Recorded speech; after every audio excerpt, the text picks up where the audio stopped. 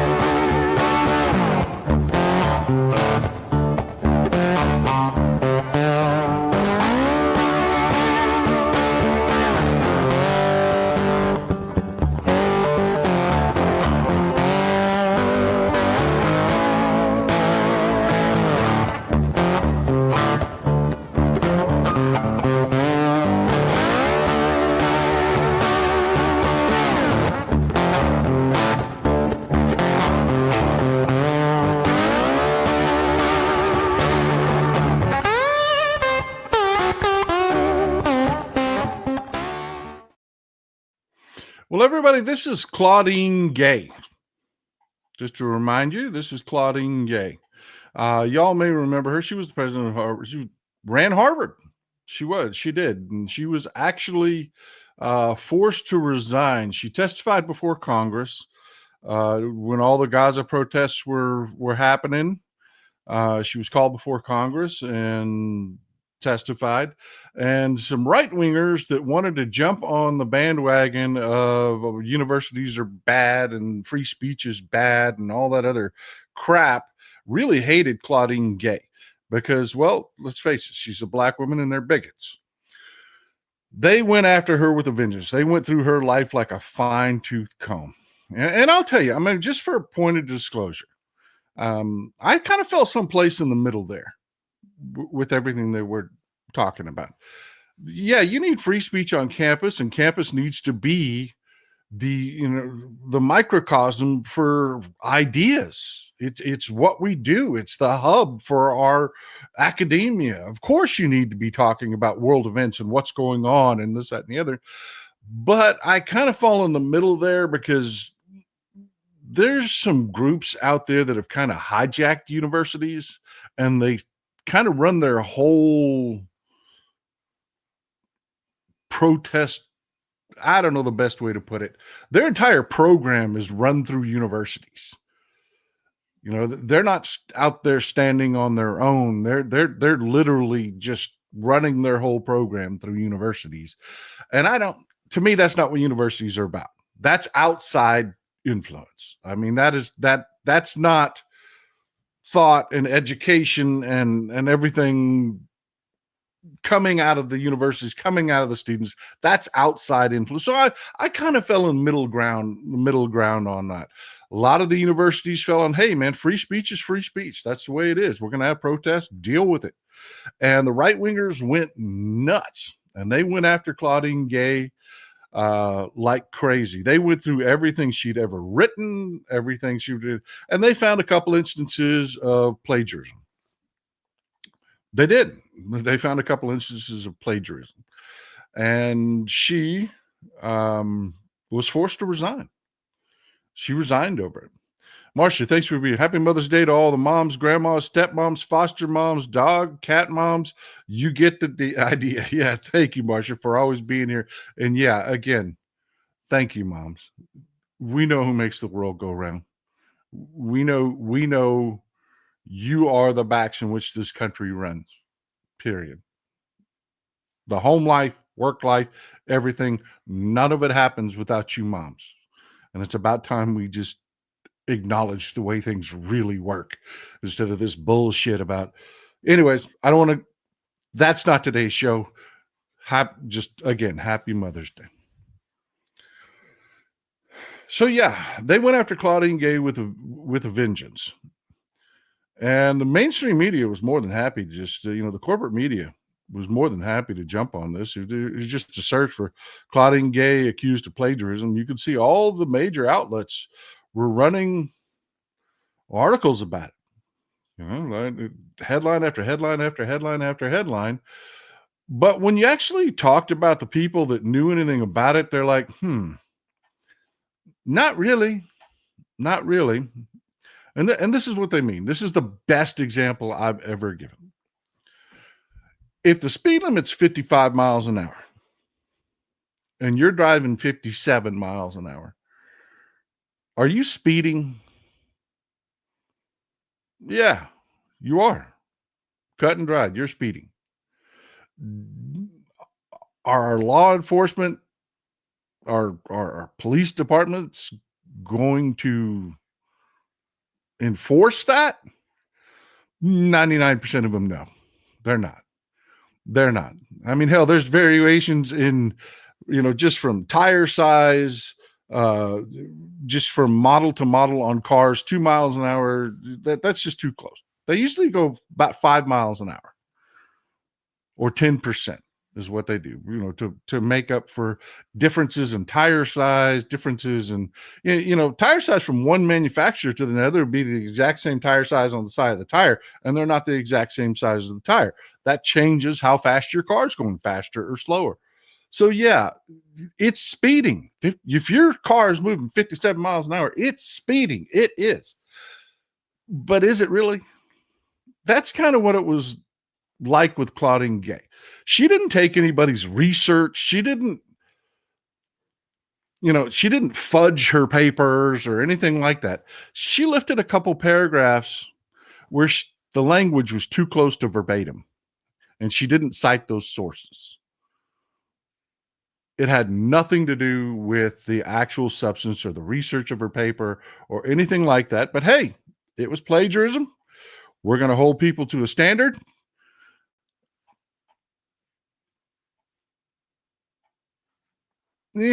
But we did, right? We did. We forced her to resign. What's the big deal, right? Well, it was unfair, and it was motivated by a bunch of right-wing assholes on social media because they really wanted to just attack academia. The whole narrative, universities are bad, and then she's black. She's black. They wanted to say it was DEI. She didn't really earn her position. So they just, she plagiarized. She didn't really earn her degree. She didn't really earn her job. She didn't really earn. That's what it was all about. It's just overt public racism. And the corporate media was more than happy to jump on it. Fast forward to yesterday. Vincent Day, my Sunday tithe, use it to buy a small Mother's Day gift for Mrs. Texas Paul. Thanks for sharing your knowledge. Vincent, thank you for always being here. That's very generous. Thank you. Thank you. Well, this happened. So Pete Hegseth went to Princeton, and the Princeton school paper went through his senior thesis. And guess what he did? He plagiarized 8 different times. They found 8 different instances where he either verbatim lifted from another source or paraphrased so closely that it should have been sourced. Yeah. Is anybody going to do anything about it? Do you think he has the shame to resign? No, even the paper's him hawing about it. But, if you read the headline, Secretary of Defense Pete Hegseth, 03, plagiarized small portions. They minimize it, small portions. He actually did more than Claudine Gay did but they minimize it, plagiarize small portions of his senior thesis, experts say. But how serious is it? Is it really serious? Is it really serious? Yeah, it's serious. It's serious. If we tell Claudine Gay, you cannot run Harvard anymore because you did the exact same thing, only a little less, yeah, Pete Hegseth has to resign. But that's really the problem, isn't it? I mean, that's the problem facing the entire country, isn't it? I mean, we've got an entire country in where white men are never held to as high a standard as black women. Ever. Ever. Mr. Knudsen, we love diversity, equity, and inclusion in Europe. Amen, brother. Stick with it. We all do better when we all do better. We all do better when we just find the best candidates anywhere they're available. We all do better as a society. That's what DEI is. That's a problem, folks. That is why MAGA men are such whiny little pansy bitches. It's because of stuff like this. Our society as a whole gives people like me such a pass. We're never held to account. Never. Not the way any other group is. Black men, black women, people of color, Hispanics, I don't care which, whatever, first people. And it's made our country weak and whiny. It's gotten to the point where people, white men can't go to the damn grocery store without being armed because they're such afraid little fraidy cats, because they've just been raised in this soft, privileged life where, hey, you straight up plagiarize, we don't hold you accountable. But hey, a black woman did. So she has to resign. Of course, she never earned her degree. She never earned her job because, hey, she didn't. And I'll give you one of the examples from Hegseth. Y'all remember? I know you all remember this. If you're going to age some of you here, the September 11th attacks. You remember Andy Card walking up to George Bush and whispering in his ear while he's sitting in a classroom full of kids listening to kids read. Andy Card walked up to George Bush and whispered in George Bush's ear, "We've just been attacked." And George Bush looks like a deer in the headlights. He frickin' froze. Just froze right there. You could tell he had no clue what to do. He didn't say, "Oh, kids, I'm sorry. Something important's happened. I've got to go deal with." No, he just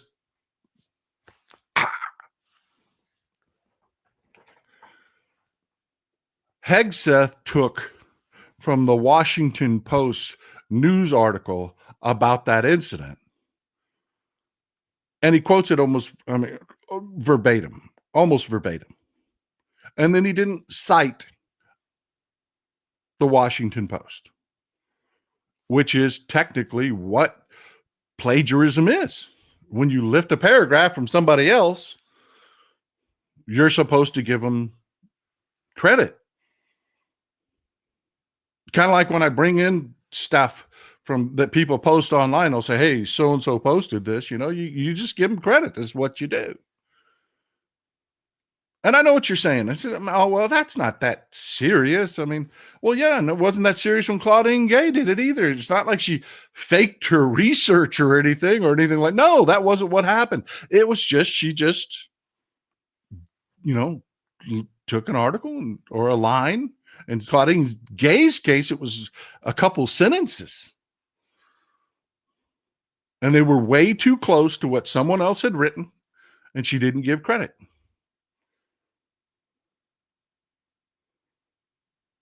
And if you talk to experts about this, They'll tell you, we want people to do it. We tell people to do it. We tell our students that's plagiarism. But let's be honest, somebody can read something and it sticks with them. So that when they go to write later, they write the same damn thing. I mean, there can be non-nefarious, but not 8 times in the same paper. No, you're just lifting shit. If that's what, if it's 8 times in the same paper, you're lifting other people's shit, which is what Pete Hegseth did. But again, he's a white guy. The entire right-wing sphere on social media called for Claudine Gay's head. That's where it all came from. Literally, that's where it came from. It was right-wing influencers and bloggers that were going back and looking at all they're taking all that Russia money. I told you the DNC don't pay me. There's no account where I can hire staffers to go research for me. They were taking their Russia money and paying people because they sure as hell weren't going back and reading theses and people's dissertations. And no, they weren't doing that. They were paying people to go back and find this. And then they went nuts with it over on Shitter. One of the reasons I'm not over there anymore is I will not give Elon Musk a damn dime of my money.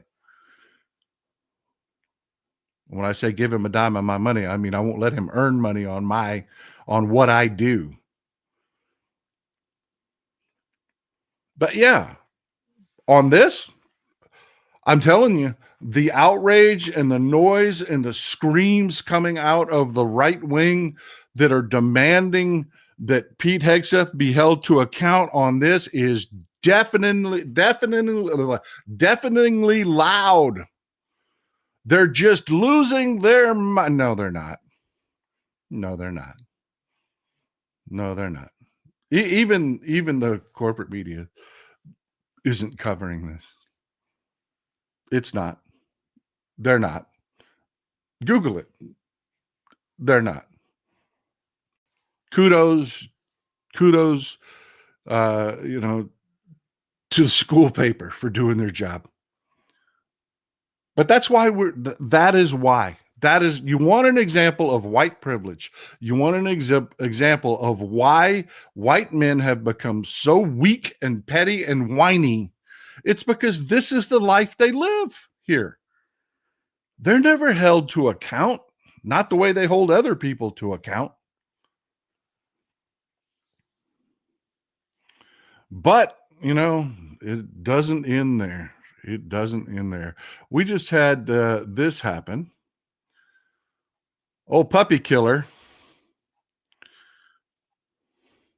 Kristi Noem, somebody made this moron the head of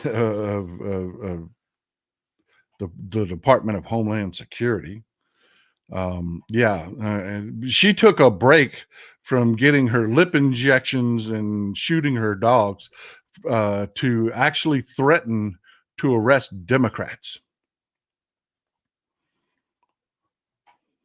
Yeah, no shit. She's threatening to arrest Democrats, and I mean Democrat members of Congress. This is really going down, folks. But look, this all stems from this event. This just happened. This is the mayor of Newark being arrested, Ras Baraka. He was arrested on the sidewalk outside an ICE facility.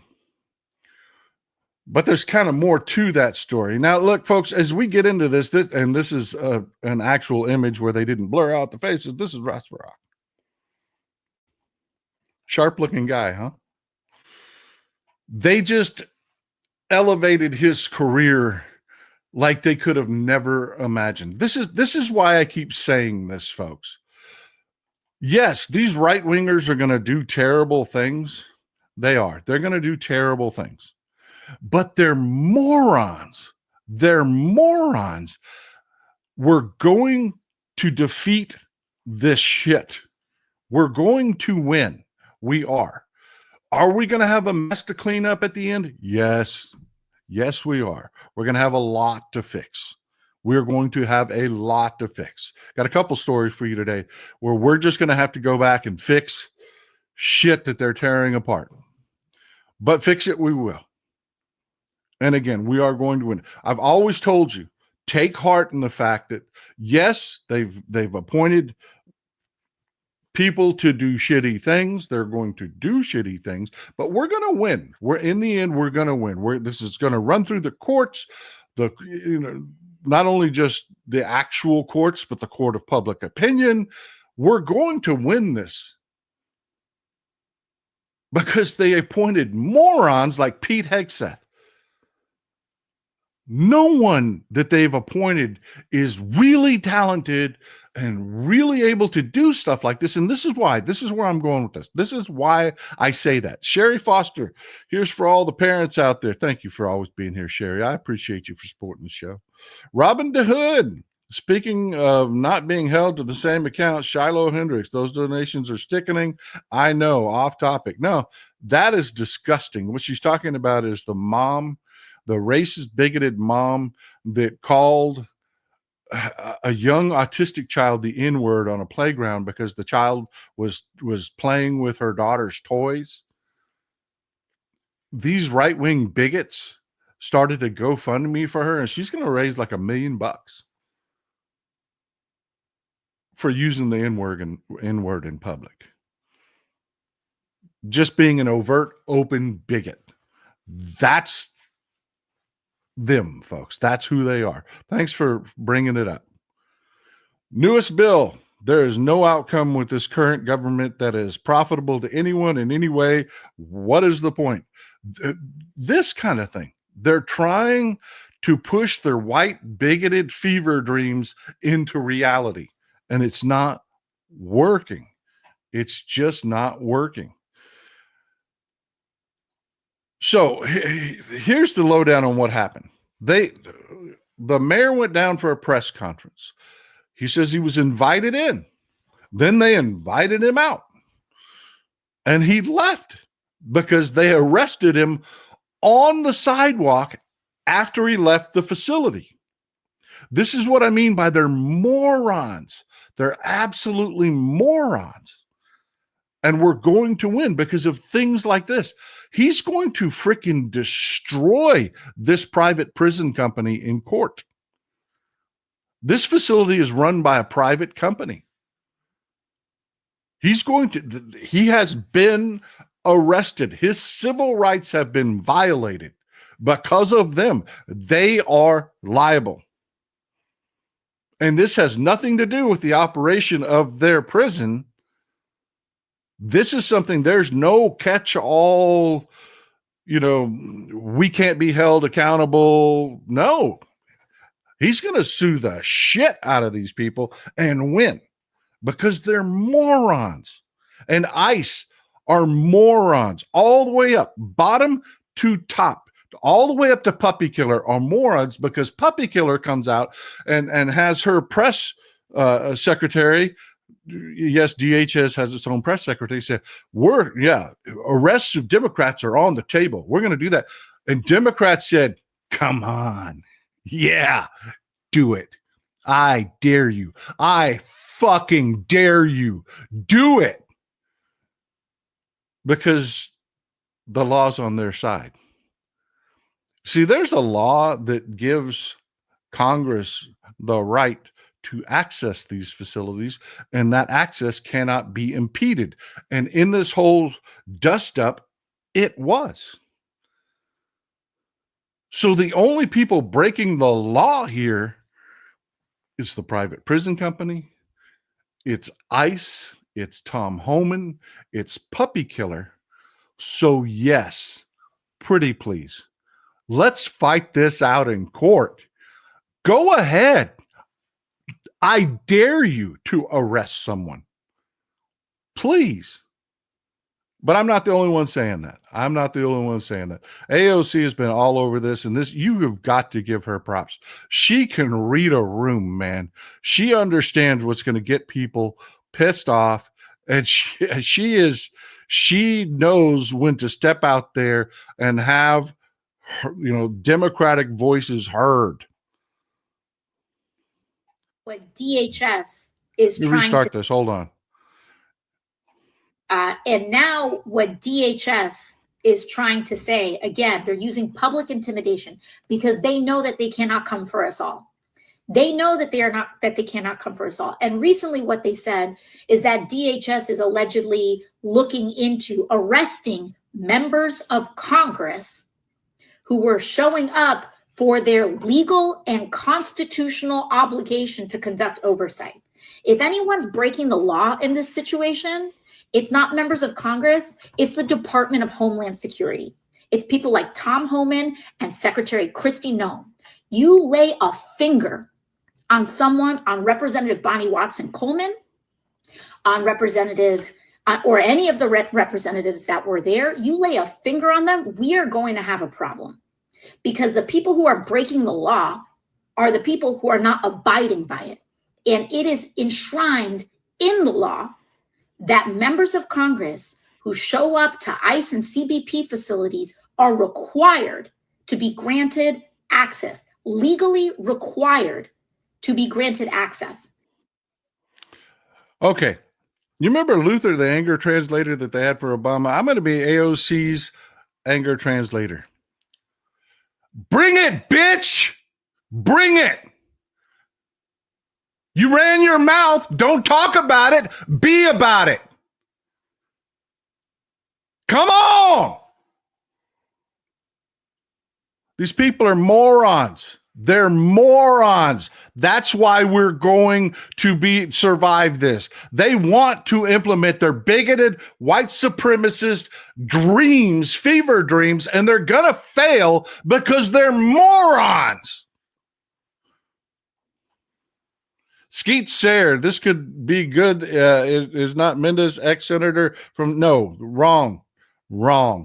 This is, if you try to Google it, there is the poor guy. There is Senator Robert Menendez, who was a crook who got convicted. There is Congressman Robert Menendez from New Jersey, from the same state, same name. And no, he's not a crook. He's a good guy. He's the one that was. Thanks for bringing this up, Skeet Sayre. I appreciate you. That poor guy, man. If you Google Robert Menendez Newark or anything like that, what happens? That freaking crook Bob Menendez that got convicted comes up every freaking. I feel so bad for this dude. I should invite him on the show just to talk about that. But yeah, no.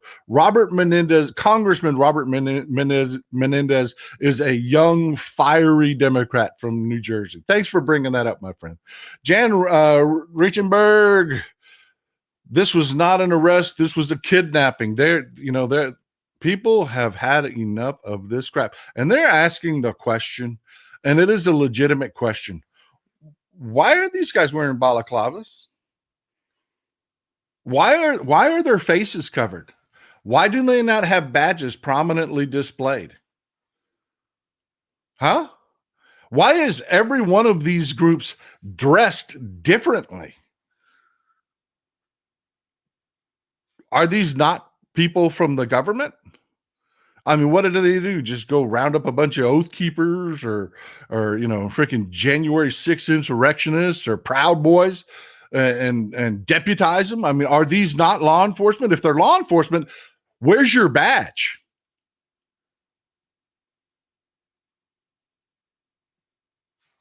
You know what you call a group of those people that come into my house not prominently displaying and declaring themselves as law enforcement?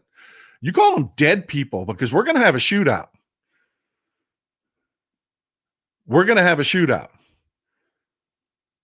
And I'm sorry, I'm going to get involved.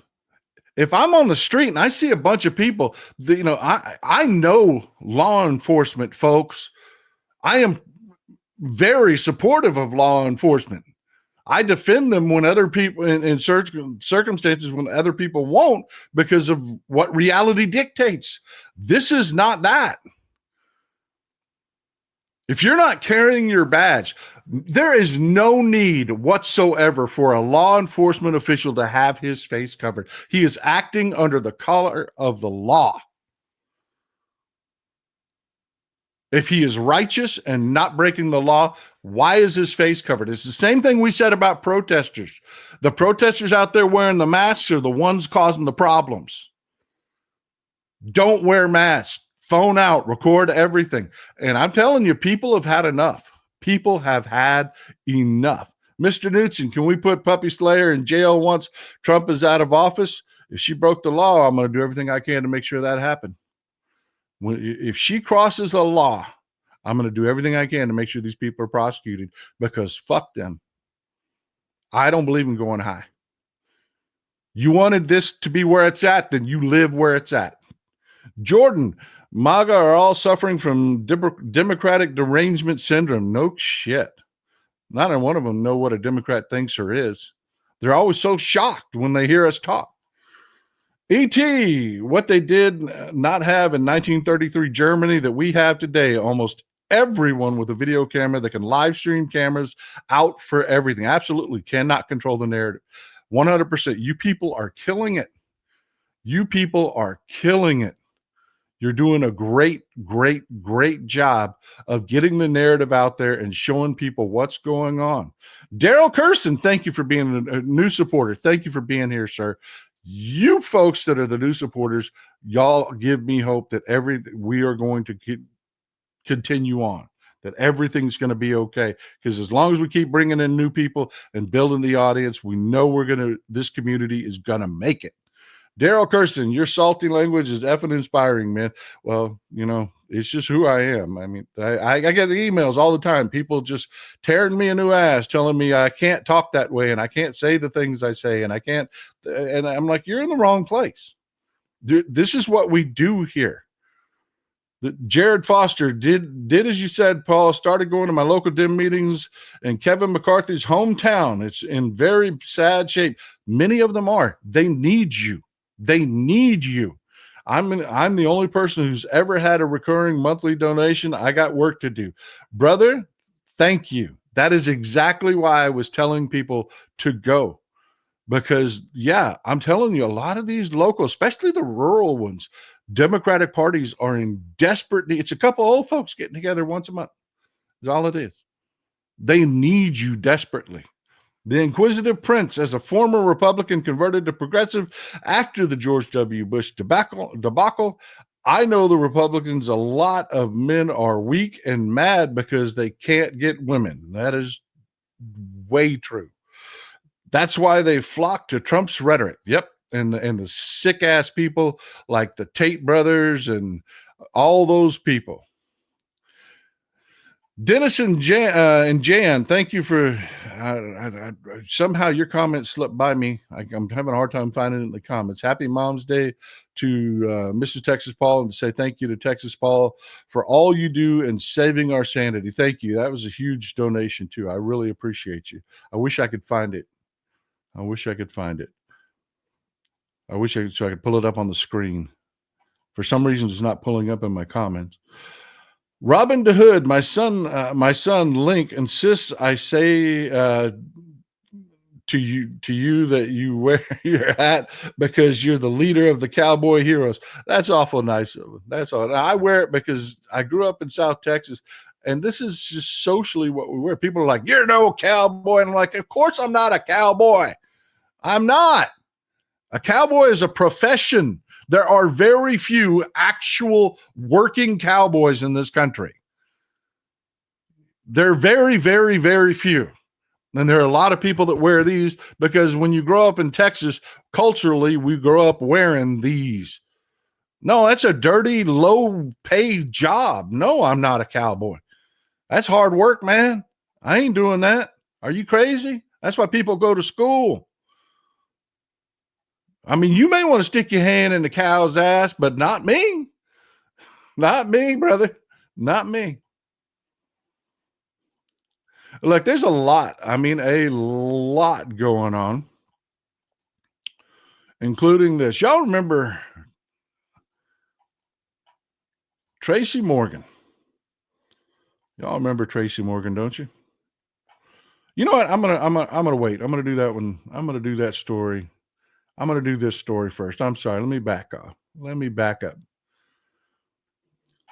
Did y'all know that Harry Truman could play piano? Did y'all know that? He could. He was good too. I mean, he was good. He used to play for, when, people would come to visit the White House from other countries, and when he would play for him, he was really good. He was. I did not know that until I went to the Truman Museum. Actually, to Harry Truman's house in Independence, Missouri. Is a museum. It's not the Truman Museum, or the Truman Library. It's his personal residence in Independence, Missouri.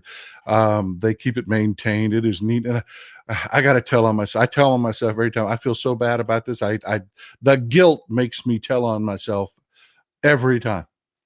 So we're touring the residence here, and it's really neat. If you ever get to Independence, Missouri, if you're in Kansas City, Independence isn't that far. It's just hop, skip, and a jump right up the road. Go see this. It's really neat. And I tell you another one too. You know me, I'm a history buff. I've been to Gettysburg. I've been to the actual battlefields on Gettysburg. We spent, oh my God, I can't tell you how long we spent in Gettysburg, to be honest with you. But it's just fascinating. And Eisenhower was a huge history buff, and he loved the history surrounding the Gettysburg battle. There's so much of it, really, folks. I mean, just it really is amazing. That he, when he retired, bought property that butted up against the Gettysburg Park, the battlefield, and Eisenhower's house, his residence is right there. Really cool to see. It really is cool to see. But here, at the Truman residence, yeah, I did a little faux pas. I didn't mean to. Y'all know I can't hear. I grew up shooting, and I've damn near lost all my hearing. I'm deaf, man. I really am. So everybody else is listening to the lady talk, and I'm not hearing shit. I mean, I know somebody's talking, but I can't make out what they're saying. And I'm just I'm soaking it all in. I'm soaking it all in. And they have rooms that are cordoned off, and of course, I'm not going to step over anything like that, this, that, and the other. But they've got other rooms that aren't. It's really freaking cool. If you get a chance to go there, they have a walkway, and you've got to stay on the walkway. I didn't hear that part. So they're walking us through these rooms, and I'm walking up to everything, and I'm looking at it. Big dumbass stepping right off the walkway, walking over to they're like, "Sir, that's the original carpet. We're trying to preserve it. Do you mind sticking to?" And Mrs. Texas Paul is like, "Oh my God. Oh my God." I did, man. I did. I can't hear. I didn't, but I'm sitting there walking around. I'm not like picking up knickknacks and shit. I'm not that much of a buffoon, but I mean, my arms are crossed. I'm looking and I'm like, wow, look at that picture. That's neat. And everybody else is like, oh, she said, don't get off the walkway. And I'm like, what? Anyways, I did that. I really did that. Oh my God. I was so embarrassed. I was mortified. I moved to the very back of the pack, and I was so mortified. But it is really neat to see, because you would think that he's a president, right? We elevate these men in our minds, and you would think that was really his house would be it's not. It's a house in a neighborhood. We even took the walk. He used to take a daily walk through his neighborhood. We went for part of it. We went for a walk around the neighborhood. It's a neighborhood. People just live there. I mean, it's not like it's not what you'd expect, and it's really cool to see. So you should go see it. You really should. But this is the Truman Presidential Library, and we went here too. Stick with me. I'm going somewhere with this. As you know, if you watch the show a lot, I will land this plane. This is the Truman, Harry S. Truman Library.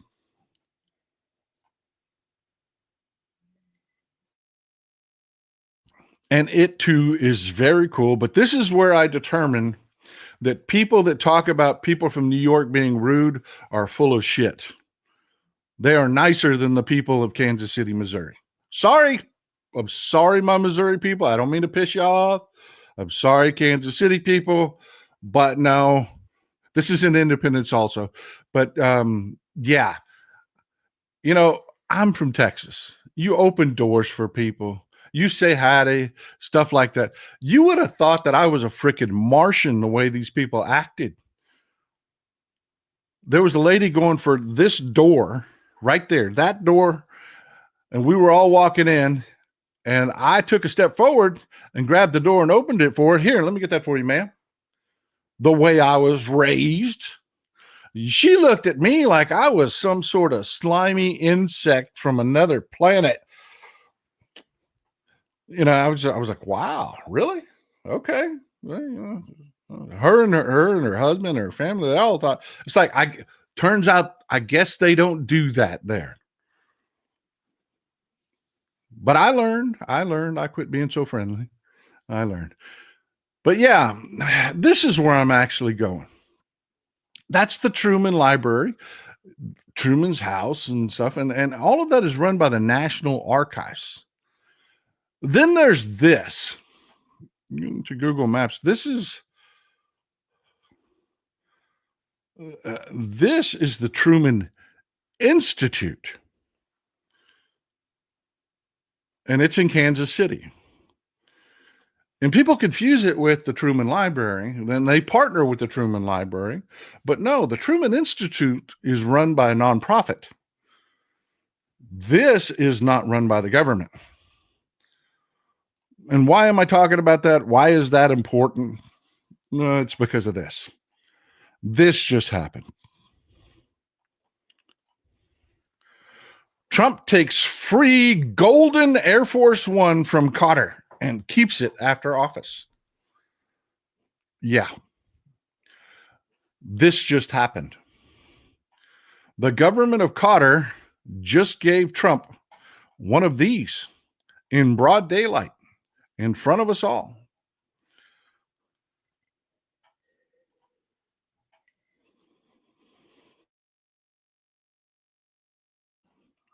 Yeah.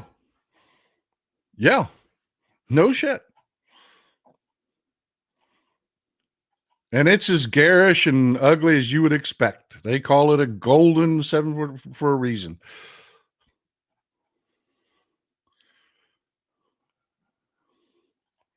I'm not kidding, people. They just gave it to Trump. You know, he's got that old beat up plane that's been flying around forever.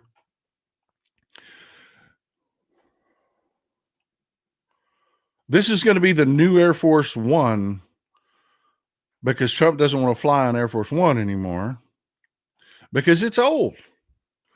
Our current Air Force One is about 30, 35 years old. And it's really not that nice. You know, it's like Camp David. You know, I keep telling people we've really got to do something. It's a matter of image. We've really got to do something. Air Force One, it's old. And Trump is complaining because Boeing is not delivering his new Air Force One. So Cotter gave him a plane to use as Air Force One that he takes with him after he leaves office. And I know what you're saying, Paul, how can that be legal? Have you been to the mini White House in Key West? Yes, I have. Yes, that is very cool. That is very cool. If you ever get into Key West, go to the White House in what they call the White House in Key West. The president used to, it's kind of like the Key West version of Camp David. It's very cool. Mr. Knudsen, he took a plane as a bribe, impeach his ass. Here's the catch, Mr. Knudsen. Amy Emanuel, isn't that illegal? Well, yes. Yes. Unless you have bigot Barbie figure out, and now you're going to find out why I made you listen to all this shit about presidential libraries and stuff. Figure out a loophole in the emoluments clause. See, Cotter isn't technically transferring it into Trump's personal ownership. Cotter is giving it to us with the condition that it goes to the Trump library when Trump leaves office. But I'm showing you the loophole that shows where he gets to keep it and take it with him. Andrew Ordonez, what are the chances that this plane has built-in listening devices? All it would take is one compromised micro. That's exactly what I was saying. My God, the reason Air Force One costs so much and takes so long to build is because of the security around it. This new plane has none of that, which I'm thinking, okay, yeah, fly in it. Yeah. No countermeasures, no nothing. Yeah, fly in it. Yeah. Maybe somebody will get lucky. I don't know. But here's the thing. Yes, operational security, out the window. Just out the window. Boeing's program to manufacture Air Force One is incredibly tightly controlled. But is this one? No. Ryan, thank you for asking this question. Great question, because this is where I was going to go. I love that you people are always ahead of where I'm going. You asked the questions that I know you're going to ask, so I have the answers ready to go, but you ask them before I get there because you're freaking smart people and you care about things and you know shit. I love doing this show. Hasn't Air Force One been slated for replacement since 2000? Yeah, it's old as hell, man. It is old. Mr. Knudsen, Trump library should be auctioned off since he leaves office. Give the profit to the poor. See, here's the thing. Great segue there, Mr. Knudsen. How it works. Remember that institute I just showed you, the Truman Institute that partners with the library? See, the government doesn't build presidential libraries. The National Archives doesn't build presidential libraries. That's done privately. And there's no law that says it's got to be done by a certain amount of time. And Trump is old. I don't think he's going to survive more than a couple of years, to be quite honest with you. I think he's going to die in office, to be honest with you. I don't think he's going to survive. I think he's just old and he's going to die. But let's say he makes it out the other end. He's not going to live very long after that. And there is no one telling whatever private organization he puts together to build that library. There is no one or no law that enforces when that plane has to be turned over from the private institute that is putting the library together to the library. That doesn't exist. That's not a thing. You think that might be something we do when we take the midterms back? That's going to piss him off. That's really going to piss him off. You think that might be something we look into when we take the midterms back, clarifying that process? But yeah, right now, as the law sits, that plane, he uses it to do whatever the hell he wants, and we do all the maintenance on it. We put all the fuel in it. We fly him around wherever the hell he wants to go. And then when he leaves office, he keeps it. And whoever bribes him or gives to his library or whatever, I mean, hell, they gave Reagan a ranch after he left office. Yeah, Santa Monica Ranch. I mean, that thing, I don't even know what that thing's worth today. I bet somebody knows what it's worth today. But yeah, he's just going to take a plane in plain sight because he's pissed off and having a temper tantrum because they were supposed to have the Air Force One the new Air Force Ones were supposed to be delivered in 2023, but they're delayed until 2027. But the reason they're delayed, Colleen Sarah, thank you. Gaudy is everything involving, I know, right? You know he's going to paint this thing to look like something ridiculous too. Because, yeah, we're going to pay to paint it. We're going to pay to paint it the way, and he's not going to go, you know, the Air Force One paint scheme goes back to the Kennedys. Yeah. It was Jackie O that picked that paint scheme. Woman had class. You know what Trump comes up with is going to be some ugly, garish shit. ET, the thing about the plane for Air Force One, they get several, and it's only designated as Air Force One. The president is on board, but more than one is properly. Yeah, there are 2 Air Force Ones scheduled to be put into service. But here's the problem. Here's the thing. Do you know why Boeing, isn't delivering, and why Trump is so pissed off? And I mean, he is pissed off. He didn't get his new Air Force One because the old one's old and it stinks, and it's not nice. It's old. You got kids or grandkids younger than that plane. President Trump is angry over delays to Air Force One. It could spell even more trouble for Boeing. Now, I wonder what delayed that. I wonder what delayed that. Oh, yeah. Back in 2016, when he came into office, Trump canceled it. He canceled the program.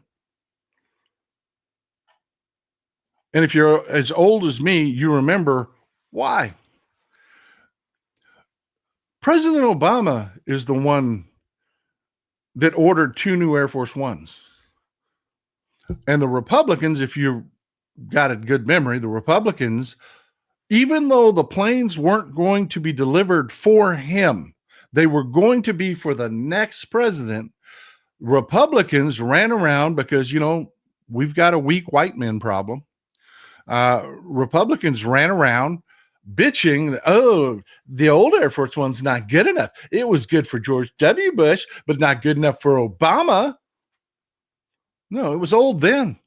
It needed to be replaced then. He wasn't going to get the new planes. The next president was, but Obama ordered them. And remember, when Trump took office, what was the number one rule? Cancel everything Obama did. And that's what he did. Dumbass canceled the contracts. So Boeing had to scrap it. Then a couple years later, he realized, oh, shit, I was supposed to get those planes. I want those planes. As fast as possible. And they passed a new contract paying Boeing all kinds of crazy money to build these things as fast as possible because Trump's going to be, and Trump really thought he was going to have 2 terms in a row.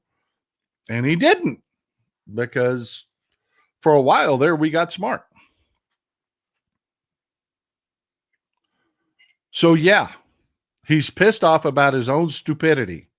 And yes, folks, we need 2 new Air Force Ones. We need to modernize our presidency. I am telling you, if you have not, folks, Camp David is old.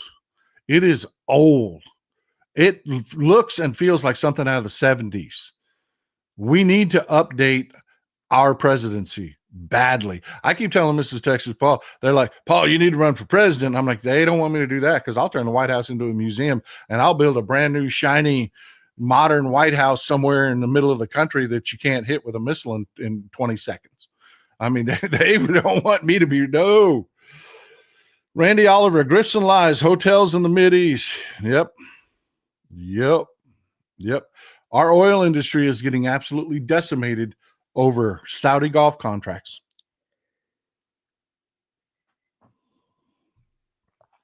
Skeet Share says Trump is not Hitler, he is Mussolini. That's a better comparison, to be honest with you. It really is. Hitler was a worthless, repugnant piece of shit that I wish had died at birth. But he made the trains run on time, and he was really good for the German economy. He really was. So, yeah, there is no comparison between Trump and Hitler. There just isn't. One, Trump is weaker than Hitler ever was. And that's not saying anything good about Hitler. So don't be saying, Paul, why are you defending Hitler? I am not defending Hitler. But yeah, while Trump's getting his new plane, he's also taking credit. Y'all remember that little dust up we talked about a couple shows back between Pakistan and India? And we told you how dangerous this was. Well, it escalated. Pakistan hit India back. And then they started hitting each other's military bases. And everybody went, because both sides have nuclear weapons. Pakistan and India, cooler heads started to prevail. So they sat down at the table with each other and negotiated a truce. And y'all know I am a huge fan of Hal Sparks. I really like Hal. If you ever get a chance to go see Hal and his band, Nerd Halen, play, go. But I love this comment from Hal. Ceasefire lasts less than 4 hours. How many Witkoffs in a Scaramucci? Yeah, that ceasefire that India and Pakistan negotiated with each other, they both immediately violated it. But today, they're both saying we want to adhere to it, even though they both immediately broke it. So there's some hope. But of course, Donald Trump steps in and says, after a long night of talks mediated by the United States, I am pleased to announce that India and Pakistan have agreed to a full and immediate ceasefire. Congratulations to both countries on using common sense and great intelligence. Thank you for your attention to this matter. And Trump said, woo, look what I did. Look what I did. Look what I did. And India said, bullshit. Bullshit. This article in the New York Times doesn't have that in the headlines, but if you go back and read the article, I'll give you the headlines so you can go back and read it. The truth, it says India and Pakistan agreed to ceasefire, but clashes persist because, yes, they immediately broke their own ceasefire. The truce came after several days of country's most expansive fighting in decades. One Indian official said the country would deal strongly with any violations. So, yeah, they're both still saying, that's the good part. They're both still saying that, yeah, there's a ceasefire, even though they still shooting at each other. I don't know. The ceasefire that wasn't, I guess. I guess everybody's hoping that it'll just die down at this point, but that's where we're at. But of course, Trump had to try to make it about himself and say, I did that. I did that. I did it. That was me. That was, everybody loves me. Everybody loves me. I did it. I was so amazing. I jumped right into my new gold Air Force One and I flew over there and I said, shake hands. No, we weren't involved. It was direct talks between India and Pakistan. But here's the problem. And this is why I keep telling you. One second. I did a search for this morning to see if it's changed at all.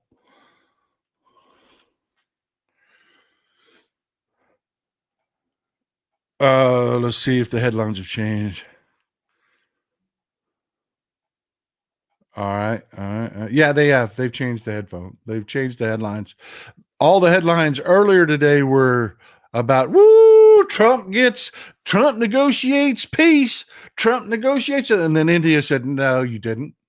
No, you didn't. So now these are the new headlines that are coming out like 2 hours ago and 17 hours ago and 4 hours ago and 8 hours ago, instead of the ones that we had from last night that were saying, woo, Trump did it. No, they're starting to say things like India's diplomatic ambitions tested as Trump pushes for deal on Kashmir.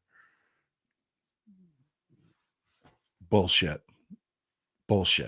India and Pakistan, how back channels and U.S. mediators pulled rivals back. No. They did it directly. They spoke directly to each other.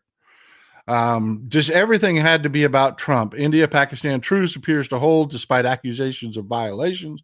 Yeah, it's the truce that wasn't A truce is you stop shooting at each other, and then they just left that part out. They just didn't stop shooting at each other. Hopefully that'll die down today.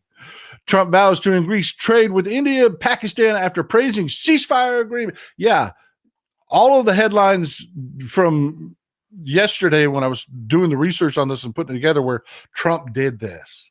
So yeah, they're trying to like walk it back, I guess, while still giving credit to Trump that Trump didn't do. Trump didn't do shit. India and Pakistan decided, yeah, well, maybe we probably don't want to go to war, but don't know how to put the shit back in the horse because they're still, like I said, they're still shooting at each other. It's kind of like this, you know, it's like Putin. This is the latest out of Ukraine. Putin says ready for direct talks with Ukraine, but Zelensky says he must agree to ceasefire first. Yeah, that's kind of how that works. You know, if we're going to talk about peace, maybe you should stop shooting at me first. Just a thought, just an idea. Pretty standard in peace negotiations that we take a break from shooting each other to sit down and talk peace. But yeah, at least we're getting a headline where Putin is saying, well, you know what? Maybe peace isn't such a bad idea now that everything's falling apart. And Ukraine has bribed Trump openly with the minerals deal. And we seem to be losing influence over our monkey. Maybe we should talk about a peace deal while we still can. I told you that's how that was going to shake out, folks. I told you that was how that was going to shake out. Trump got it. Trump got his palm greased. Next thing you know, it's going to be Ukraine's not so bad. And then after that, it's going to be, well, Russia doesn't seem to be serious about peace. And you know, it's all because, you know, they know how to work him.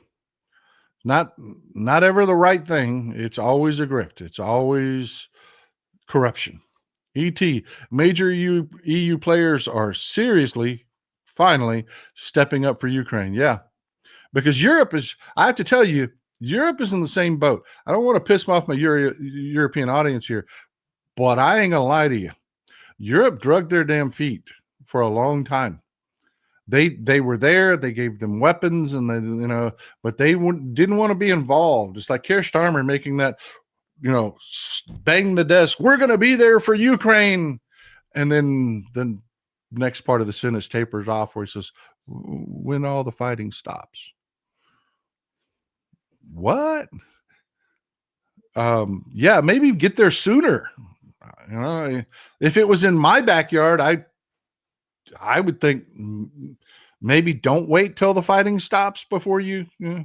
But anyways, the minerals deals are happening. And I told you, war is young men dying and old men making money. And the old men are making money. And the European old men are like, whoa, wait a minute. Whoa, we want some of that. We want some of that. So yeah, Europe's step it up. I told you that's as soon as the money started to flow out of Ukraine, I told you this is how it would shake out. Thanks for supporting the show, Helen. Thanks. I appreciate you.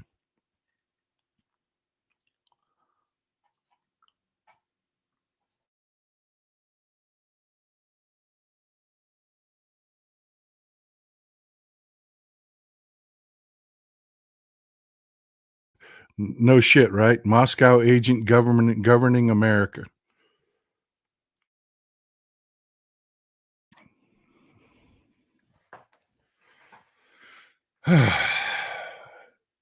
Y'all remember Tracy Morgan, right? This is happening. Y'all remember Tracy Morgan, right? And no, this isn't a story about Tracy Morgan, so stick with me. Hadn't seen much out of him in a while. You know, hadn't been around. And this is why he hasn't been around. You haven't seen any new shows from him, anything like that. because he was sitting in the back of this bus. This they call these limousines. To me, this is, do y'all call this a limousine? I don't call this a limousine. This, to me, this is a bus. But he was sitting in the back of this chartered bus when it got rear-ended, and it sent him into a coma. And he's had brain injuries that persist to this day. He's got memory problems. He still has persistent headaches. His friend died in that accident that was sitting next to him. And this is the truck. This is what's left of the truck that hit him. This is what's left of the truck that hit him. Yeah, that happened. It's been what, 10 years now? And you still don't hear out of Tracy Morgan. And anybody want to speculate, because it was never publicly disclosed, how much do you think that cost Walmart? You remember, Tracy Morgan was in the height of his career. He was making bank at that point in time. What do you think? What kind of check do you think Walmart wrote Tracy Morgan? Probably still writing him checks to this day, to be honest with you.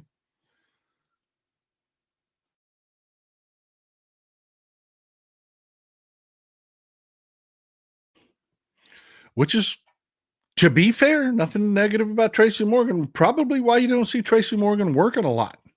Not only does he still walk on a cane, not only does he still have, I mean, he still has persistent brain injuries from this.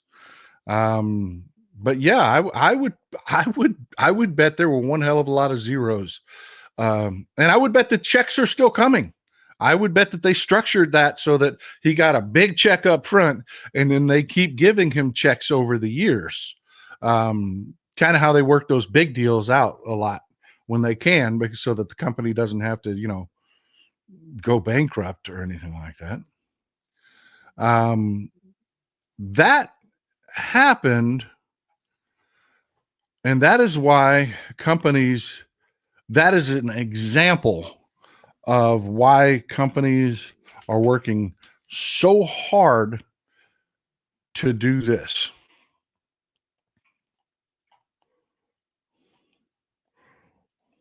I crap all over Elon Musk and his self-driving stuff. But yeah, because it doesn't work in cities. I mean, you've had Cruise, which is partnered up with General Motors, and they can't make it work. Waymo's trying to be like an Uber service with driverless cars, and it just doesn't work. They're very limited in where they can operate. They're limited in the range in which they can, the speeds that they can travel. A lot of the Waymo cars have to have drivers, even though they're supposed to be driverless, and you're ordering a driverless car, you're not getting the driverless experience because they got to have a guy sitting in the front seat because they have problems. They don't really work in cities. Self-driving in and of itself, the promise that Elon Musk made about Teslas will be, it doesn't work. It doesn't. It's way too complicated from city to city to city to city. You just don't have those perfect conditions that are the same everywhere. These companies like Waymo are having to really tailor these driverless taxis, or as Elon Musk is trying to sell, robo taxis. They're having to tailor them to just specific areas in specific cities. It will never, until we spend trillions of dollars on our infrastructure to make it uniform and make it serve self-driving. Self-driving is just not going to work. It's just not. Where it will work, and where I've been telling you, watch this. Volvo was working really freaking hard on this for a long time. Aurora, that company I just showed you, just put 2 trucks on the road. that have logged over 4,000 miles here in Texas. They were driving back and forth between Dallas and El Paso and Dallas and Houston. That is how it will work. Do you folks have like a big Amazon center? Have y'all, where y'all live? Do y'all have like a big Amazon center or a big Walmart warehouse distribution hub anywhere near where you live? Or let's say your grocery store? Do y'all have one of those? You've seen those. What's kind of the same about all of those? I'll give you the answer right away. Location. The new ones are built just outside town. The ones that exist, they were built right on major highways. Right on major highways. Shippers have figured out they can get rid of the people. They can get rid of the humans. They can make that self-driving work because it's not complicated. It's not that complicated of a program to have a truck get in the right lane of a highway and stay there. No matter what happens, you just stay in that right lane. And there's no driver to get pissed. There's no driver to, buddy up with another driver and block the freaking freeway driving, 20 miles under the speed limit of what everybody else is driving like they do here in Texas and pisses everybody off. Yeah. Driverless trucks are no longer a theory. They're actually operating in the state of Texas right now, today. What does that mean? Louis Kilgo, commercial jets have been flying by computers for decades and still require a pilot and co-pilot. What makes anyone think it will work on crowded highways with thousands of vehicles? Exactly, my friend. A lot of people don't realize that. Your pilot really isn't flying your plane. They'll control it at takeoff, but once they're in the air and cruising, the plane flies. They turn a knob and say 35,000 feet or 25,000 feet and the plane, and give it a heading and it stays there. That's this. That is this. They have figured out that you can go from distribution point to distribution point. You can go from the port to a distribution point. They're going to be able to take a lot driver. You know what a lot driver is, folks? That some lots don't allow people to park and the over the road drivers, when they come to a distribution center, they're like, no, you wait over there. Wait in that room and drink coffee. We'll bring you a loaded truck. And a lot driver will drive up with the truck. They'll get out, and then the over the road driver gets in and they take off. That will be the only driving jobs left when this is over. That will be it. And it's today. It's not tomorrow. It's not 10 years from now. The job where you used to pick a truck up in Long Beach and drive it down I-10 to Arizona, New Mexico, Texas, Oklahoma, those days are over. So what does that mean for truck drivers? Because let me ask you folks, y'all know, right? If I ask you, what are the jobs that you can get without a college degree that will put you firmly in the middle class?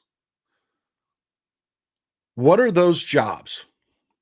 Just name a few. I'd rather train the driverless truck. Yeah.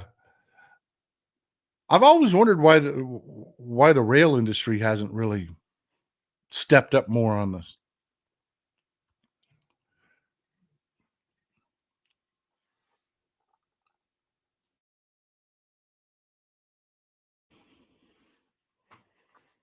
Yep. Construction and truck drivers. And in some places, like down here, they don't pay trash collectors shit here. That is a very, very, you're lucky to be the top of the poor range collecting trash around here. But if you go someplace, in like a Democratic owned city, yeah, people that collect trash can actually be middle class, Exactly. Your trades, mostly construction. Your trades, mostly construction. Well, they don't want you. They don't want you in that trade. They want to figure out a way. Welding's being automated like crazy. Pipe welding is being, people used to make a fortune welding on pipelines. They've come up with automated welders to weld those. Yeah, they're doing it, folks, in the field. Automated welders. That's next. That's going to go away. All of these jobs are disappearing, and these are people that vote Republican. These guys sit in their trucks. These truck drivers have sat in their trucks, and they've listened to the Republicans, that right-wing, toxic-ass talk radio, and these people are dyed-in-the-wool Republicans. Colleen Sarah, Musk's self-admitted Asperger's coincides with his desire for auto-controlled robots, requires no personal interaction. And yeah, it's, folks, it's just, people think that like trucks are expensive. Not compared to people, they're not. Think about Tracy Morgan.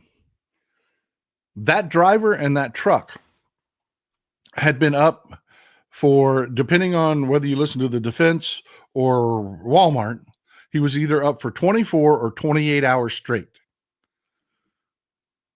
He lived 12 hours from his depot. He drove to his depot. Then he was on a 14-hour, he was been working a 14-hour shift. That's 26 hours alone. Was he awake before he drove to work? That's the part that they're, and that's a huge contributing factor to why Walmart is writing Tracy Morgan massive checks. They don't want drivers. They don't want drivers. Mr. Knutson, snake oil salesman or preacher is still, yeah, no kidding, right? And we won't invest in transport in this country. We have too many interests, the automobile industry, the trucking industry, that lobby against, I said, I don't know why the rail industry didn't really get it, because they've got huge lobbies working against us improving our infrastructure that could also be used for people to use. They don't want to update that. They don't want to pay. So businesses are like, okay, what do we do? And private companies are stepping up and saying, you know what? We'll make that truck drive without that guy. And it's today, not tomorrow. So let me ask you something, Mr. MAGA truck driver guy. Thank you, Mr. Daly. I appreciate you for supporting the show. Is every truck driving job going to go away? No. Just like people are like, we need electric vehicles now. It's like, okay, that's great, but we're still going to need gasoline and diesel, because all electric's never going to happen. It will never be every car. Even when the infrastructure's there and the electric cars are far superior, there will still be situations, where, you got a guy that runs a repair truck working on tractors out in rural. No, he's got to have a diesel truck. He's driving out to freaking pastures out in the middle. He's got to have a diesel truck. He just does. There isn't going to be a charging station anywhere for him. There will always be a certain aspect of it. So what I'm saying is there going to be some truck driving jobs that never leave? Of course, they're going to be the locals, because self-driving doesn't work in cities. It's going to be lot drivers. But you're over the road, that's going away. And that's a lot of you guys' money. You thought that, your kid was going to take over your trucking company? No. And this is going to happen so fast, guys. This is going to happen to you so fast This is going to be like when self-checkout showed up at the grocery stores. Everybody was like, oh, wait, no, I ain't doing that. This and that, it'll never happen. And then it was in every damn store overnight. Matter of weeks. Even my hillbilly ass grocery store has self-checkout. Out here in East Texas. Same thing, guys. So let's talk about it. Let's talk about what's going to happen. George, thanks for supporting the show. What's going to happen? Kathleen Blaze. I am the 2025 WIT Woman in Trucking Driver of the Year. I haul cars in the Midwest. Hopefully, I have a job for a little while longer. See, that's the thing. Not all cars, not all of these. This isn't going to be, it's like all checkout lanes didn't disappear. But you're making a point that I wanted to, and thank you. This is why I love you people being here and you being so smart. Would you mind answering a question for the folks so I can put up on the screen? What's been happening, Kathleen, with women in trucking? What is the trend with women in trucking?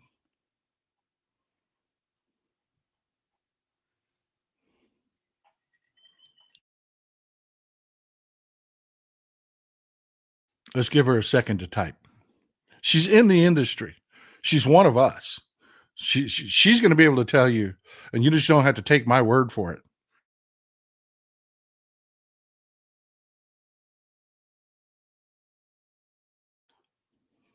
Actually, just the opposite, Colleen's here. Just the opposite. I'm waiting for her to tell you, but the number of women in trucking is increasing every year. Every year, more and more women are moving into this job. Well, what's going to happen to all of these trends, all of these, middle income people when 20% of these jobs go away? Let's be realistic. It's not going to be 100%. It's not going to be, it's not going to happen, but it's going to happen fast. What's going to happen when instead of this industry growing, 20% of these jobs go away? Or 30%. If we're talking about just over the road drivers, could be as much as 60, 70%. Neuropilot, MAGA industrial complex will collapse on itself. Yep. Now, what won't go away, and Kathleen can probably confirm this for you, hot shot drivers that do what she does where she hauls cars. That's not something that really comports well. But these major shippers, where they're picking up shipping containers worth of material and moving it from one place to the other, or it's, just consistently from meat packers. That's another one. Reefer trucks from meat packers. Those kind of trucks will be driverless like that.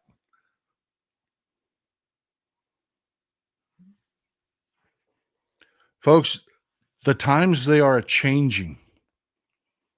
A lot of these jobs, they're really wanting to eliminate the middleman. They really are. They're really wanting to eliminate the middleman. And I'll give you another example. It's not just trucks. It's just, I don't want to get off this topic because this is huge. This is the logistics of our country. That old expression that you love your truck drivers because if you bought it, a truck brought it. Amen. That is 100% the truth. 100%. We live and die by our truck drivers. They are one of the most critical jobs in our country. I can't rave about truck drivers enough.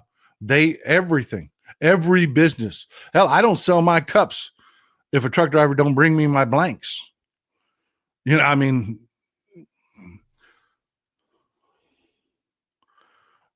you go. Praise or hater.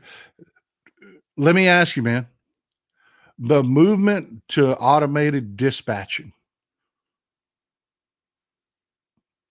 I want you to think about Walmart and the way they work. When you go buy a product off of Walmart shelves and scan it, that is automated completely. They track how much of it's getting sold. They trigger whether they need to order more. It's all automated. There's no guy that does inventory and says, oh, well, we need to order some more of these. Looks like these are selling. No, it's all computer controlled now. The same will happen with dispatching. And it won't be, hey, let's queue up a guy to drive the truck. No, it'll be driverless trucks. And again, you truck drivers, y'all know, local delivery, and even if you're over the road, when you get into a city and you're making a delivery, that's way too complicated. So many decisions have to be made on the spot. Hell, me and Mrs. Texas Paul were talking about, there was a truck that actually pulled in, we were driving down a highway and the truck was making a delivery, and it pulled into the opposing lane, blocked traffic both ways, and then backed into a dock that was off the road because there isn't room inside. And this guy has obviously delivered there before. There isn't room inside for the truck to maneuver. And Mrs. Texas Paul was, is that legal? I'm like, yes, it's legal. And yes, that's what they teach them to do. And in fact, when a truck has to swing wide into an opposing lane in the state of Texas, it's illegal for them to back up. Those people that are like, sit there and honk their horns at the truck saying, oh, I'm mad at you because you came into the opposing lane. No, you're the one that has to move. He can't move. All of these decisions make local self-driving. That's why Elon Musk is done. He's just freaking done. This robo-taxi thing that the Wall Street people think are going to save him. No, Tesla's over. But self-driving trucks are happening, and they're happening right now. Those 2 trucks from Aurora are rolling as we speak. William J. Atheist, self-driving trucks are going to be very little when you take into account AI robots. Some estimates are for 90% of manufacturing jobs gone. There are jobs, and this is where I wanted to go with this. And our truck drivers they'll be able to tell you this. They'll be able to confirm this. There ain't no way to automate all of truck driving. There just isn't. There are way too many decisions that drivers make. There are way too many. I'll get to this in just a second, man. I appreciate the comment. There are way too many decisions that drivers make real time in the world.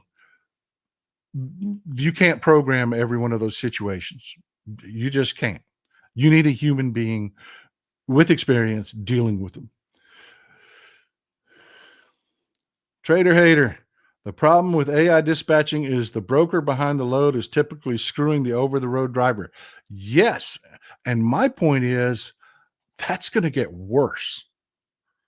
That's going to get worse. Because your negotiating strength isn't getting better today, my man. It's getting worse. And what do I think is going to happen? I think you're going to see a renaissance. I think you're going to see a renaissance of people going back to the Teamsters, going back to unions. Because you know what happens when one of these trucks gets disabled? It pulls over and parks. If it's on a freeway and there's no off-ramp and its cameras go out, it stops on the freeway. Right where it's at. And I sure see a lot of truck drivers, I don't know, with paintball guns, throwing poop. These trucks are not that hard to disable.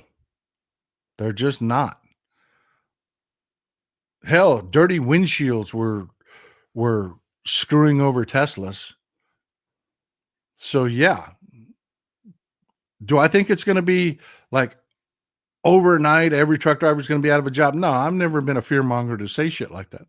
But I will tell you, they want this, and they want it bad.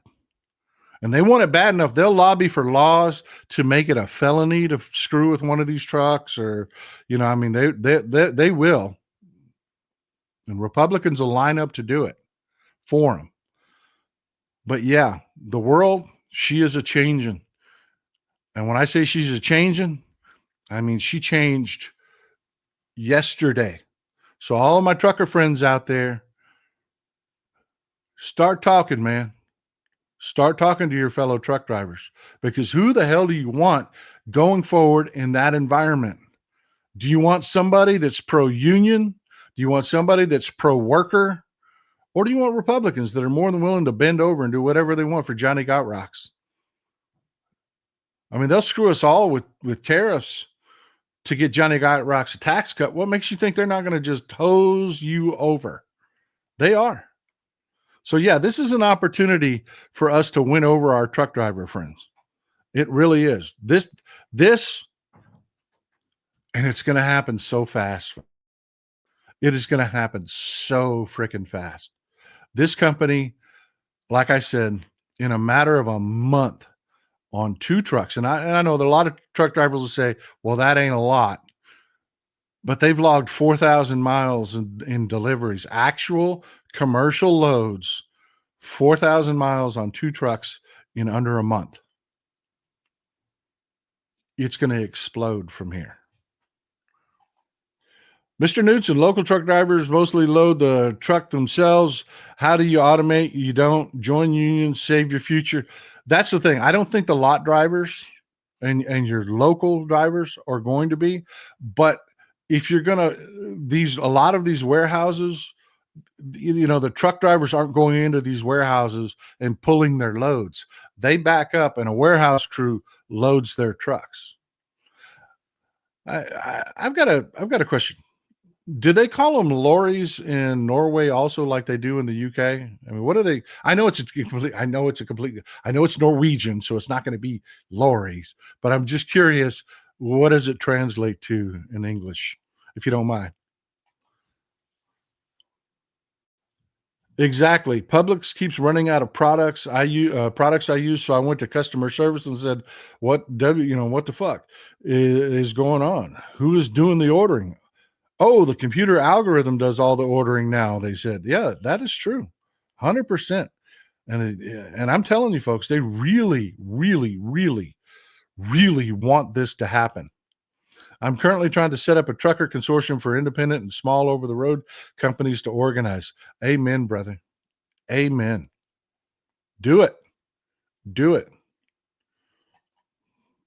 Kathleen Blaze, the hardest part is driving down the road because no one else is. Too much distracted driving out there. Imagine what it's going to be like when you're on, I don't know, I-10 or I-35 or whatever the major highway. Tell me the major highway by you, and there's a tractor trailer pulled over, stopped in the slow lane because there's no place for it to get off the freeway because its cameras aren't working.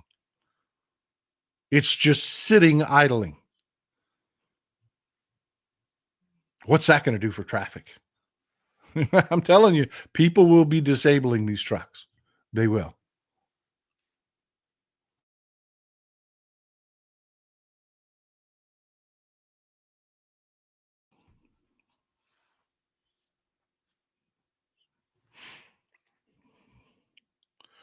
Yeah, that kind of stuff's going to be happening too.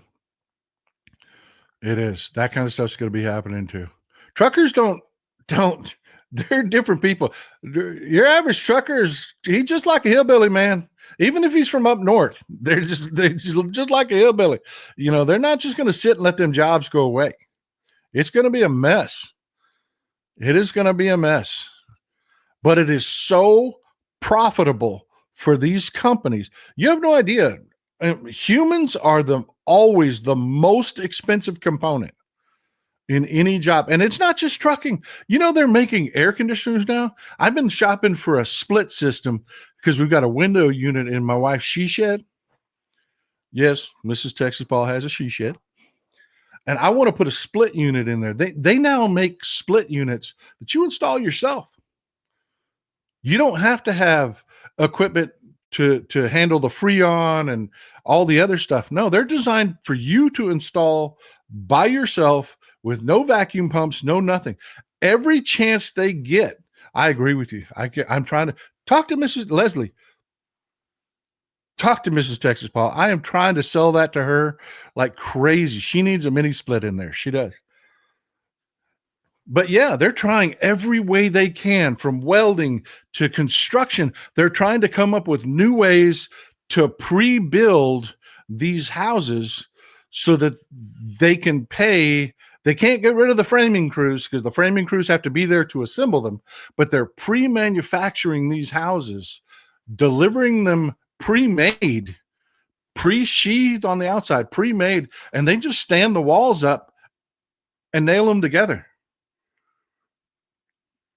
Everything they can. They went to trusses decades ago, pre-baked trusses decades ago, but they're doing everything they can to eliminate the human being from these jobs. And man, it is happening. But I've gone on too long on this. Folks, this is Harmeet Dillon. She is the new head of our Civil Rights Division of the Department of Justice. She's the Assistant District Attorney for Civil Rights. She's the Sikh version of Candace Owens. She was not put in that job to defend civil rights. She was put in that job to destroy that division. And boy, howdy, is she doing it. Civil rights lawyers leave en masse as Justice Department missions shift. Yeah, they're not. It's not about civil rights anymore. So why would the civil rights attorneys stay in the civil rights division when they're not defending civil rights? She's not a good person. She is really not a good person. She wrote an excerpt when she was talking about her formative years. She was talking about when it came time to go away to college. I'm going to read this to you. Stick with me. It's 2 paragraphs long. When it came time to go away to college, Harmeet was accepted by Duke and Dartmouth. Dartmouth won out. At Dartmouth, Harmeet had 2 life-changing experiences. Working for the conservative Dartmouth Review, the school paper, where she ultimately was named editor and made such friends as Laura Ingraham, Dinesh D'Souza, and Keeney Jones. And taking classes, the other is, she doesn't say the other, but I'm adding it in there, and taking classes from Professor Jeffrey Hart, now Professor Emeritus of English at Dartmouth, who's now dead. He's dead now. But she names this professor, and she goes on to quote, to say, this is in quotes, "I became enchanted with the classics because of Professor Hart."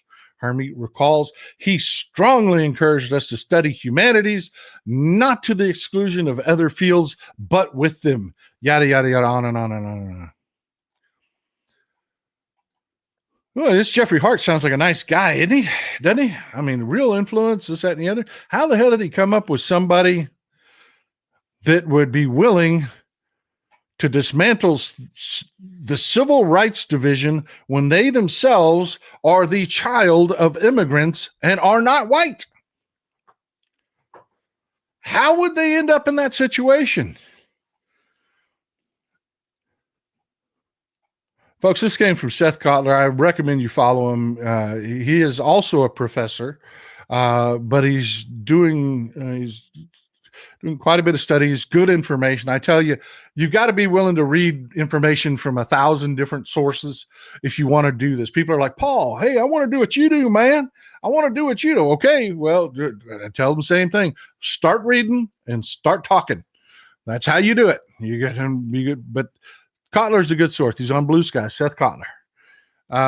Yeah, this is Jeffrey Hart. Oh, it makes sense now. Roots was a racist attack on white people. This was an op-ed that he penned, among other things, including a book that he co-authored with a couple self-avowed white supremacists. This is the professor that absolutely changed her life, inspired her. Oh, well, I get it. Clarissa Burnett, my boyfriend is hearing Texas Paul while I'm playing it on my phone on YouTube. He's a truck driver from Texas. I think you may have made a new listener, Texas, but I'm glad. I'm glad he's here. I'm telling you, I love truck drivers. I do. This country doesn't operate without it. Even though I fight with like 90% of them because they sit in their trucks and they listen to that right-wing shit on talk radio. But yeah, just as far as people are concerned, once you get through the nonsense, and not all of them are that way. You can't broad brush that one. They're a diverse community like everyone else. But once you get through it, they tend to be decent people. They look out for each other on the road. They're a community. I'm going to date myself here. If you don't know what Roots was, if that op-ed didn't make sense to you, this is LeVar Burton. When he was a young man, this was his breakout role where he played Kunta Kinte in Roots. Yeah, Jeffrey Hart penned that op-ed and then influenced Reagan, who also came out and publicly criticized the show Roots. It was based on a book by Alex Haley. Yeah, God, I love you people. God, I love you people. Look at that. Popped right up. I was saying, Pushback, Alex Haley book. Yeah, it was based on a book by Alex Haley. Reagan and the rest of the white supremacists said, well, that was just an attack on white people because Roots made white people look bad. It's a movie about slavery. And they were upset because a movie about American slavery made American white people look bad. No, really. Really. That's the way they felt. So much so that they wrote it down. And this is how a Sikh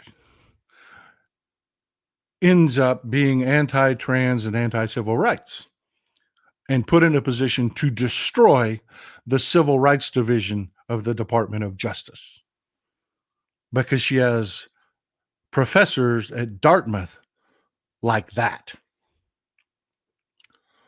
You know, they keep talking about the deep state and they keep railing against universities. And we're like, what the hell are you talking about?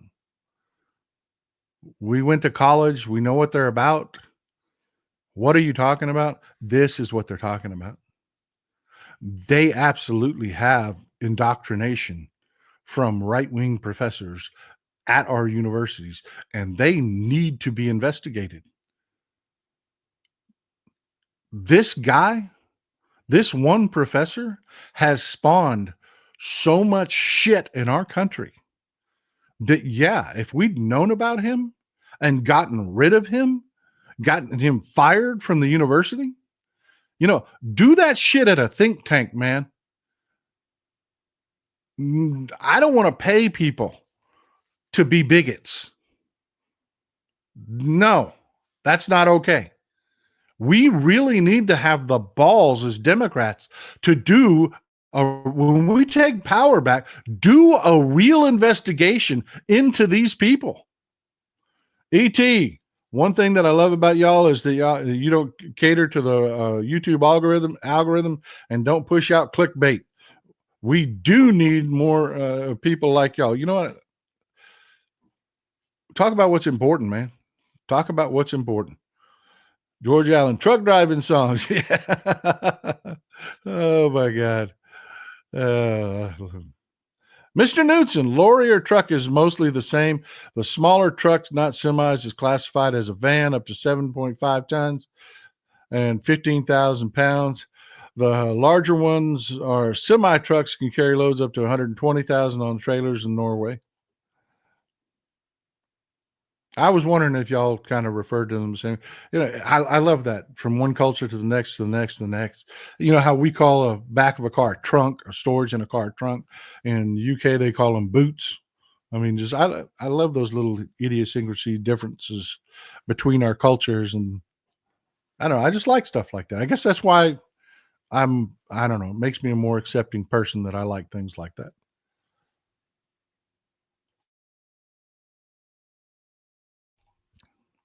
Oh yeah, Norway in the house, man. We got a lot of different countries in the house. I am amazed at our community that we've built, and it keeps growing. It keeps growing. I love it. I love it. So yeah, folks, when I said they appointed morons, they did. They did. They appointed people that are not accomplished and effective people. Are they going to do damage? Yeah. Is Hermeet Dillon going to do damage? Yeah. Are we going to have to fix it? Yeah. Is she going to lose every damn court case where she does that bigoted bullshit that she was put into place to do? Yeah. And I just thank God there are people out there like Mark Elias and other lawyers that are willing to fight the fight, and we've got to support them, folks. We do. We have to support them. They're the people that are keeping the house from burning completely to the ground before we can get power back. But in the meantime, I'm going to say it again. Get involved with your local Democratic Party. Do it now. Don't wait till the midterms. Start bonding with those people. They need your help. A lot of these are old folks that know how things work, but they need the energy, man. They need the young people. They need people to bring them donuts and coffee. Get involved now. He is. He really is. I'm telling you, that man needs to be sainted. I would say give him the Presidential Medal of Freedom, but Republicans have soiled that. We need to come up with a new medal just for Mark Elias. Call it the Mark Elias Medal. It's me. I may have missed your comment on this, but thoughts on the pro-Palestinian student protesters wearing masks and the officer throwing hands. I talked about this in the beginning a little bit, not exactly that. Thank you for bringing that specific up. I am of two minds here, and I would love to know how y'all feel about we're a community here. These protests, even ones I don't agree with, are important. They're important to our country. But I don't like how these groups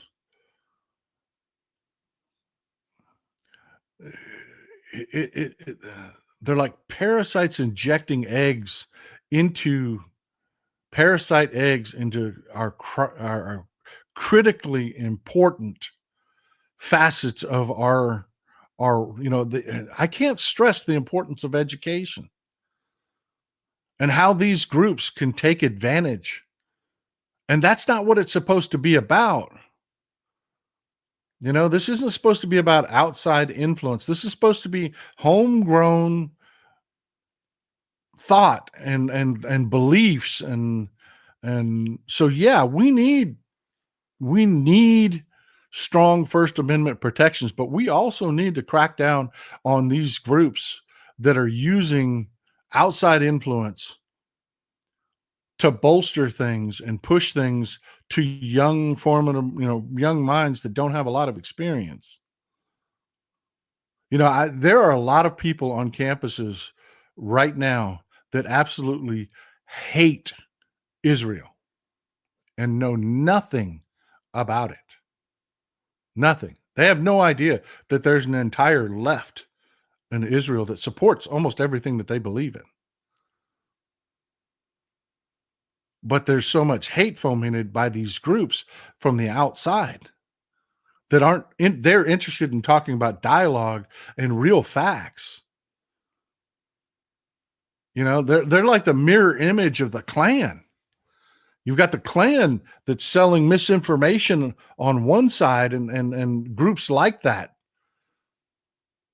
are sowing misinformation, this, that, and the other. You've got groups that are just as bad that have figured out they can use our universities. So yeah, I understand some reform, but damn, man, even if you don't agree with it, that's the free speech that matters, not the stuff you agree with. That's easy. That's the easy part. It's the stuff you don't agree with. When you will defend with your last breath the ability for someone to say something that makes your blood boil, then you can call yourself a patriot. I don't think these cops need to be hurting people. That's bullshit. That is bullshit. But I do think these universities need to do some investigations and do some real soul searching and find out how much of this is actually coming from students and student activists, and how many of these student activists are actually supported from outside groups that are pushing agendas. I don't know. What do you folks think? Glenn, thank you for supporting the show. Thank you for supporting the show. George, thank you for supporting the show. Charlie Kirk, be one of yes, that is a perfect example. Thank you. Turning Point USA. They are an activist organization that are on your kids' campus recruiting bigots. They push some of the most horrible shit. This isn't conservatism, it's bigotry. It's bigotry. And I can't sit here and say crack down on Turning Point USA and organizations like that and not say crack down on organizations from the Middle East that spread just as much misinformation. But for God's sakes, man, what's with violence towards kids? And that's what they are. I'm old enough I can call a college student a kid.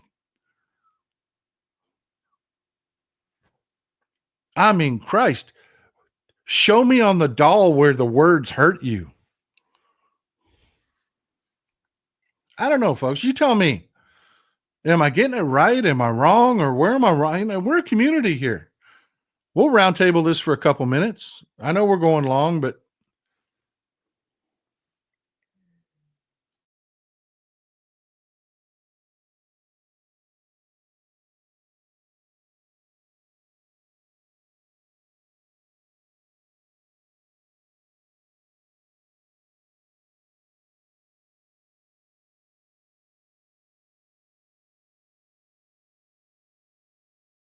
that makes me laugh, Suzanne. I had to laugh. I saw a thing on social media while people are talking about whether I'm right or wrong about my views about what's going on the university campuses. Suzanne Forzapi, this is why I prefer animals over people, especially now. I saw a meme. It was they were talking about, they say you should do what you love, and it had a squirrel sitting in a park sipping a cup of coffee. He said, I'm sipping coffee and avoiding people. That's what I love. I was like, I so feel that. I so feel that, because especially around here where you got all these MAGA crazies, man. We'll go to the grocery store, and if politics comes up, both me and Mrs. Texas Paul are like, oh, damn. Here we go. Here we go. And then we'll meet somebody that's also another blue dot, and we're like, oh, thank God. Oh, thank God. Oh, there you go, Robert. Dogs are welcome. People are tolerated. Oh, my God.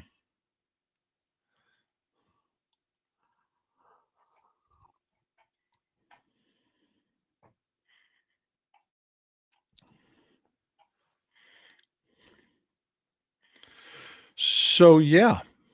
I don't see a lot of comments out there about my take on. I thought for sure somebody would be here to tell me why I was wrong. Monocool, thanks for being here, man. I love to see the new folks that are here coming out with the guns blazing. I appreciate you. Republicans have always been the actual snowflakes.